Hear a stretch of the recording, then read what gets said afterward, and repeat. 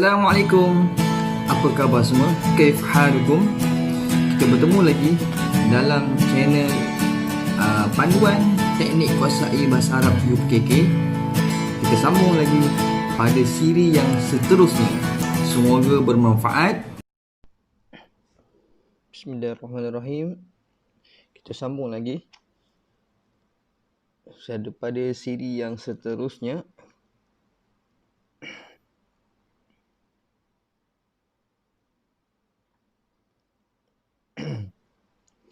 Pada siri yang seterusnya, kita sambung pada fi'il mudhari'. Fi'il mudhari' kita dah habis dah.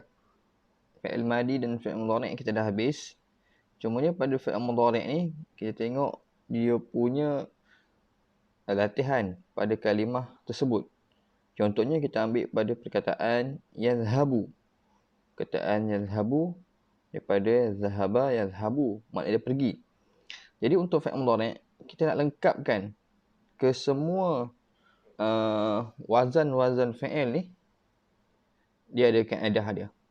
Seperti mana yang kita telah jelaskan sebelum ni, yadhhabu mula-mula tu mula dengan ya, kemudian ya dekat depan, alif nun dekat belakang. Macam mana nak buat?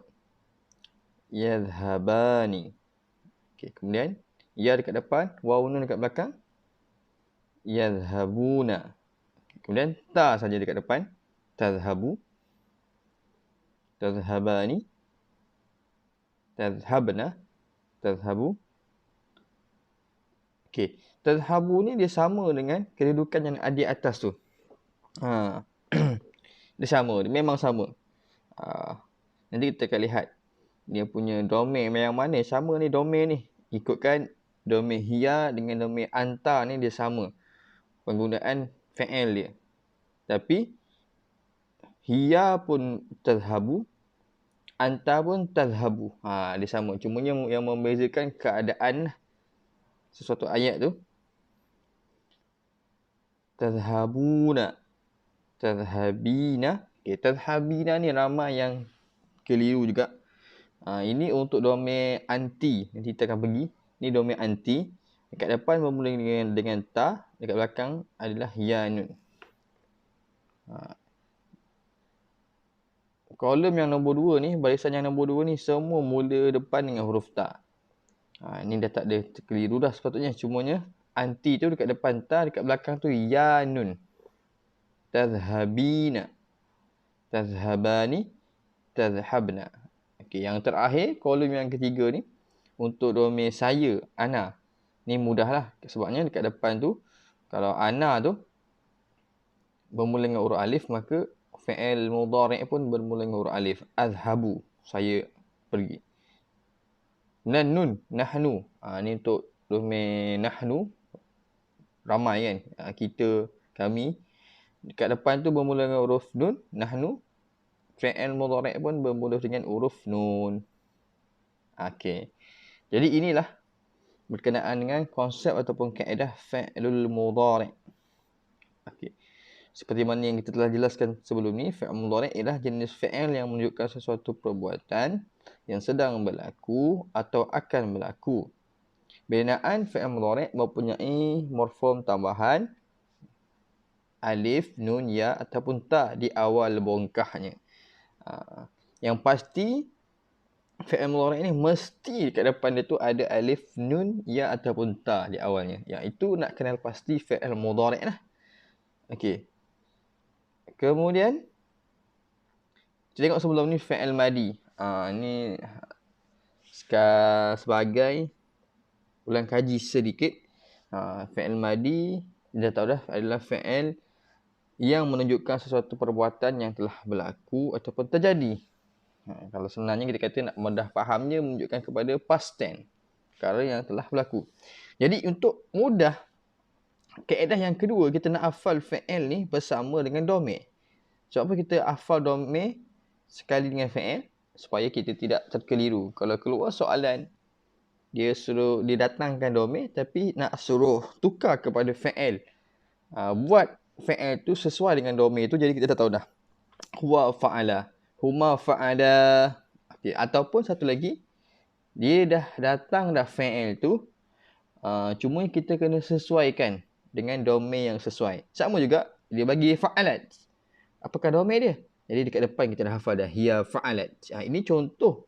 Kita kena hafal sebagai satu contoh, sebagai satu platform untuk datangnya perkataan-perkataan yang lain dengan mudah kita buat. Ini contoh fa'ala. Kalaulah di dalam peperiksaan atau kalimah yang lain didatangkan. Contohnya dia bagi perkataan zahaba tadi. Tiba-tiba zahabta. Okey. Kita tengok. Zahabta. Kalau kita dah hafal anta fa'alta. Apa? Ta. Zahabta. Dekat belakang tu ada ta. Clue dia. Penambahan apa? Penambahan dia ta. Anta zahabta. Kan? Asalnya kita hafal anta fa'alta. Kita pun ingat balik. Zahabta, anta fa'alta.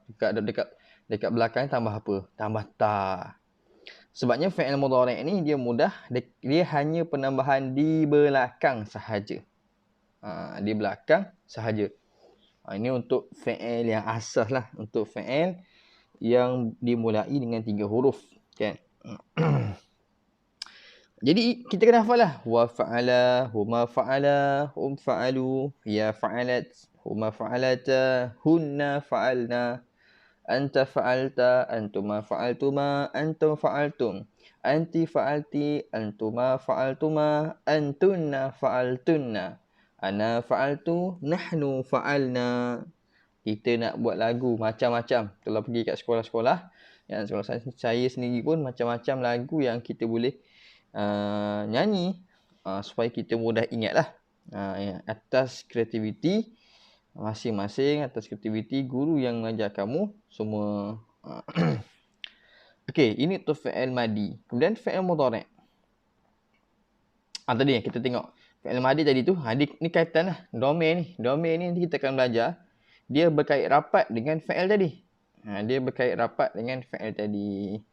Jadi selepas kita dah belajar fa'il, nanti kita akan kuasai berkenaan dengan domain, kata ganti nama diri. Jadi kata ganti nama diri kita dah belajar di awal tahun 4 lagi. Kita dah belajar domain ni di awal tahun 4 lagi. Jadi kita kena kuasai lah. Kena kuasai. Okey, ni untuk nanti kita akan bincangkan lah. Okey, kemudian untuk fi'il mudhari'. Untuk fi'il mudhari', domain yang masuk pada fi'il mudhari'. Ini kaedah yang kedua, cara kita hafal. Sebelum ni kita hafal yaf'alu, yaf'alani, yaf'aluna. Okey, kita tahu dah yaf'alu dekat depan dia tambah ya. Yaf'alani dekat depan tambah ya, dekat belakang tambah alif nun. Sekali ini kita buat pengukuhan, kita mahir dengan kita hafal domain dan fi'il. Contohnya sama macam fi'il madi tadi. Wa yaf'alu, huma yaf'alani, hum yaf'aluna. Dan seterusnya sampailah nahnu naf'alu. Okey, nahnu naf'alu. Okey. Sama je sebab tadi kita dah bagi tahu dah kaedah tadi sebab apa pentingnya hafal domain dengan fi'il ni pula. Sebab untuk sebagai pengukuhan dan kita mudah nak kenal pasti yang mana perlu ditambah dan domain apa yang sesuai dengan dia. Okey, kemudian kita kena hafal makna bagi fi'il. Kalimah bagi fi'il ni kita kena hafal. Sebab apa? Dalam peperiksaan yang saya telah kumpulkan dalam buku saya ada lebih kurang 100 kalimah ataupun perkataan yang saya datangkan muzakkar muannas daripada fi'il madi dan fi'il mudhari' berserta dengan makna dan contoh ayat. Contohnya perkataan yang pertama, masya. Okey, masya ni untuk fi'il madi muzakkar, jenis maskulin ataupun jenis lelaki. Muannas, jenis perempuan, masyad. Jadi kalaulah perkataan tu masya, kita nak buat ayat, tak bolehlah letak nama perempuan. Sebab untuk jenis lelaki, masya, Zaidun masya wahdahu. Kan contohnya, Zaid berjalan seorang diri. Contoh. Jadi masya, masyad. Okey, itu untuk fi'il madi. Untuk fi'il mudhari', yamshi, tamshi, tamshi. Jadi ni kita tahu dah. Oh, masya ni berjalan. Makna dia. kita kenal pasti. Contoh yang kedua, nazara, melihat mak dia. Nazara, nazarat. Ni fi'il madi. Fi'il mudhari' yanzuru. Untuk muzakkar, untuk muannas tanzuru. Dan banyak lagi yang boleh lihat dalam buku saya. Ini contoh saja. Sebab apa kita kena tahu makna fi'il pula? Setelah kita dah belajar hafal proses pembentukan fi'il madi, pembentukan fi'il mudhari', kemudian kita kena hafal makna perkataan. Sebab apa perlu hafal makna perkataan? Sebab dalam peperiksaan, kita tengok dalam peperiksaan 2018 dan 2019, dia telah keluar satu bentuk soalan yang baru daripada soalan-soalan yang sebelum ni. Daripada 2012 sampai 2017 tak ada. Tiba-tiba soalan kebat pada 2018 dinyatakan dengan dia bagi gambar. Dia suruh pilih ayat yang sesuai berdasarkan gambar tu. Ini ayat ni saya dah bagi dah ambil dah yang sesuai lah. Contohnya gambar yang pertama tu, seorang lelaki, seorang pelajar, seorang murid tengah bangun apa? Tengah bangun tidur kan. Apakah dia punya kelakuan dia, perbuatan dia. Jadi untuk kita nak tahu, kalau kita tak boleh tangkap semua makna dalam ayat ni, dalam petikan ni, jadi yang pertama sekali kita kena cari fi'il. Sama ada dia fi'il madi ke atau fi'il mudhari', tak kisah. Cari. Contohnya yastayqizu. Ini kalau kita tengok, kalau kat mula-mula ni ada salah satu daripada huruf alif nun ya ta yang kita sebut sebagai ana itu, ya ni adalah menunjukkan morfem tambahan pada fi'il mudhari'. Jadi apa? Yastayqizu. Apa makna yastayqizu? Jadi contoh kita dah tahu dah. Oh, makna yastayqizu ni maknanya dia bangun, bangkit. Jadi sesuai tak? Takkan kita nak letak ayat ni pada gambar nombor 2. Dia tengah buat apa? Dia tengah makan. Kan mana yang gambar yang menunjukkan tengah bangun, tengah bangkit. Jadi yang pertama. Dah tak payah nak susah dah. Nak kena tengok ayat yang belakang. Terus letakkan pada gambar yang pertama. Dan lebih baik kalau kita tahu mana isim. Kalimah-kalimah yang lain kat belakang tu ada kena-mengena. Contoh naum, tidur. Kan? Maksudnya Muhammad bangun dari tidur awal pagi. Muhammad bangun daripada tidur awal pagi lah. Sabahan mubakkiran. Jadi ni. Inilah jawapan dia. Gambar yang kedua. Tengok gambar sarapan, makan. Kan tengah makan bersama maknya. Okay, jadi kita tengok. Apakah perkataan makan? Makan dalam bahasa Arab perkataan dia akala. Akala yakulu. Kat sini fi'il madi akala.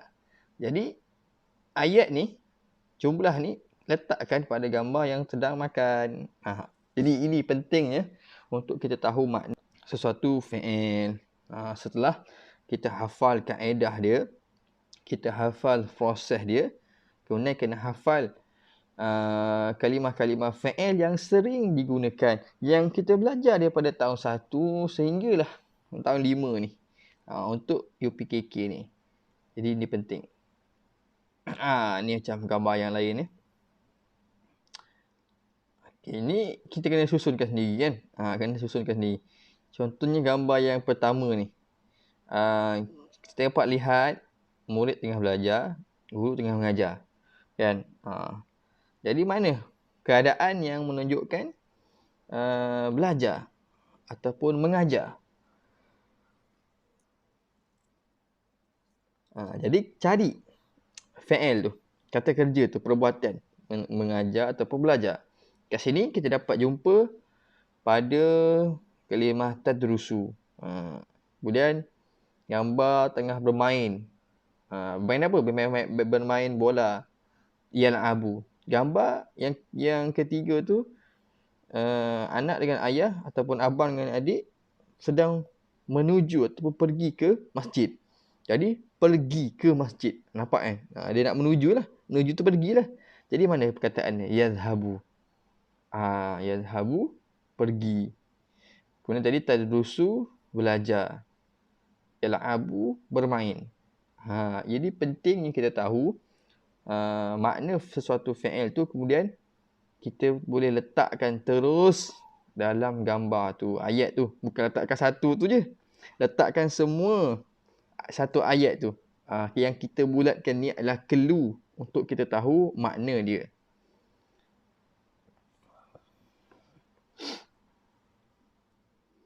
Begitu juga yang lain yang kita dapat lihat, al-muslimuna yusallu fil musalla. Yusalluna solat. Maksudnya mereka sembahyang, mereka solat. Mana gambar tu solat? Contoh, ya'kulu at-tilmizu fil mat'am. Ya'kulu tadi kita dah belajar dah. Akala ya'kulu maknanya dah makan. Jadi kita letakkan terus. Ini soalan-soalan peperiksaan yang sebenar daripada 2018 dan 2019. Serta contoh-contoh soalan ramalan.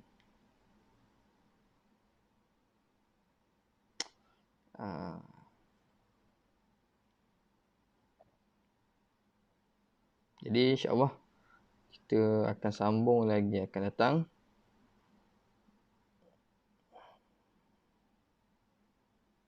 Ini contoh-contoh lah. Lihat dalam buku saya contoh-contoh perkataan ataupun ayat. Tadi ni bangun. Makna bangun. Istaiqadha, yastaiqizu. Okey, istaiqadha, istaiqadhat. Fi'il madhi, fi'il mudhari', yastaiqizu, tastaiqizu. Yastaiqizu Muhammadun minan naum sabahan mubakkir.